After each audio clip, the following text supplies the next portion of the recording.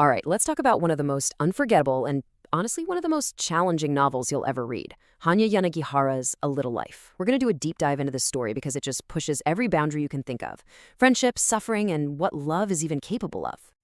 And really, the entire book, all 700 plus pages of it, boils down to this one single haunting question. It's the question that follows our characters for decades, and it shapes every single moment of joy and, well, every moment of sorrow they go through.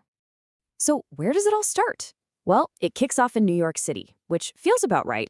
We're introduced to a group of four friends, fresh out of college, all super ambitious and trying to carve out a future for themselves. Let's meet the crew, shall we?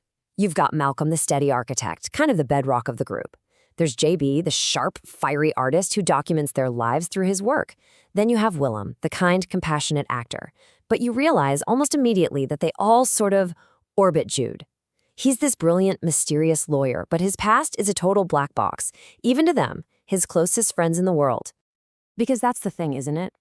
On the surface, Jude is incredibly successful. But underneath, his entire life is controlled by chronic, agonizing pain that he can't explain, and a level of secrecy that's almost absolute.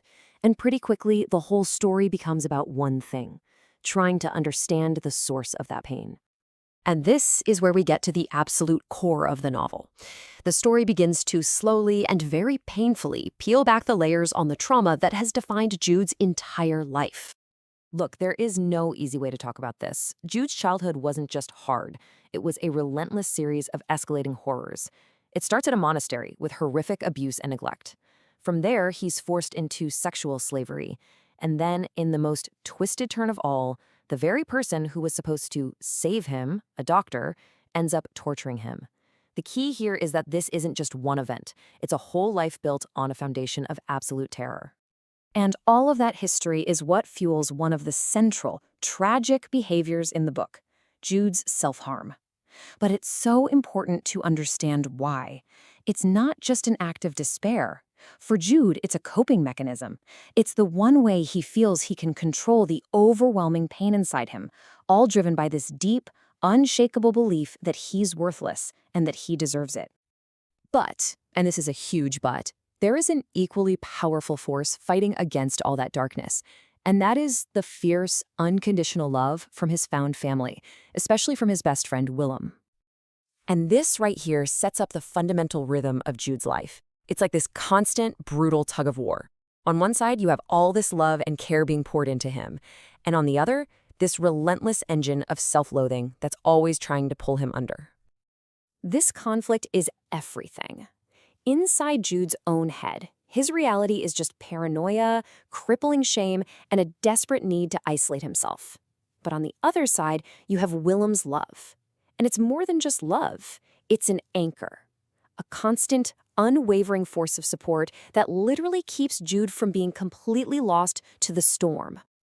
And for a while, you really start to believe that this love might just be enough.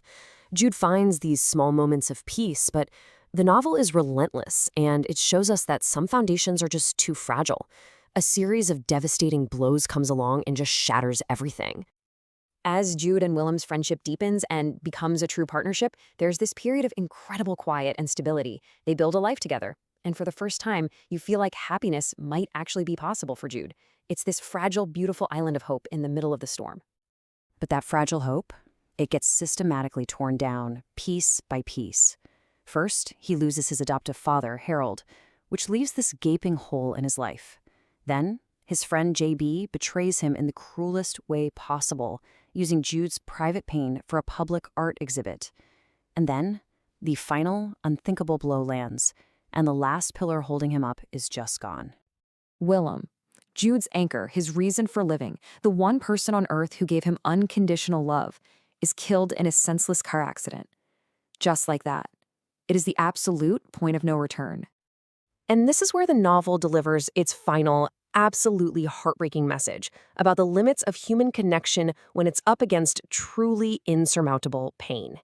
After Willem dies, that whole cycle of care is just broken. Jude completely withdraws, and his suicide isn't portrayed as some sudden act of despair. It's written as a quiet, almost logical conclusion to a life of suffering that he simply cannot endure any longer. This quote from Harold, his adoptive dad, says it all, really. In the end, even the people who loved him most came to see the truth. The damage was too deep, the pain was too vast. His recovery was, tragically, impossible. So after all that, what are we left with? Well, A Little Life shows us that a person's life can be a constant war between their past trauma and the love in their present. It absolutely shows how powerful and life-saving human connection can be, but it also forces us to face a devastating, uncomfortable truth. Sometimes, even the deepest, most powerful love in the world isn't enough to heal the worst wounds. And that brings us right back to that final, unsettling question. The book doesn't give you an easy answer. Instead, it makes you confront the very real possibility that for some people, the answer is simply no. And that's a question that will stay with you, believe me, long, long after you've turned the final page.